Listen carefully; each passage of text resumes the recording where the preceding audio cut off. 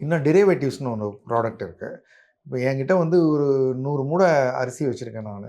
இந்த 100 மூடை அரிசியும் வந்து விலை ஏறப்போகுதுன்னு நிறைய பேர் நினைக்கிறாங்க. இறங்க போகுதுன்னு நினைக்கிறாங்க அப்படின்னா, கொஞ்சம் பேர் என்ன சொல்லுவாங்க, எனக்கு ஒரு 10 மூட்டை ரிசர்வ் பண்ணிக்கப்பா.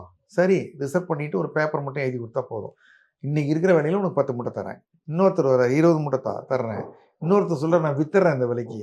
அப்போ இவர் வெறும் 100 மூடைய வச்சுக்கிட்டு ஒரு ஆளு வந்து 1000 மூட்டைக்கு வியாபாரம் பண்றாரு. ஏன்னா, யாரும் வாங்குறன்னவன் கையில தூக்கின்னு போறதில்ல அத. குடுக்குறன்னவங்க கொண்டாந்து குடுக்க போறதில்ல. இவர்கிட்ட கொஞ்சம் இருந்தா போதும். 10 மடங்கு வியாபாரம் பண்ணலாம். அப்படி பண்றதுனால, தங்கத்து மேல நெறைய வியாபாரம் செய்ய முடியுது. அப்போ என்ன எதிர்பார்க்குறாங்க எல்லாரும்? தங்கம் விலை ஏறப்போகுது, விலை ஏறப்போகுது. அப்படின்னா கொஞ்சம் காச குடுத்துட்டு, இப்போ 10 மூட்டை நான் நாளைக்கு எடுத்துக்கிறேன்னா மொத்த பணம் குடுக்க வேணாம்ல. அட்வான்ஸ் குடுத்தா போதும்ல. அந்த மாரி அட்வான்ஸுங்கிறது இந்த டெரிவேட்டிவ் சந்தைகள்ல அதுக்கு பேரு மார்ஜின் பணம்.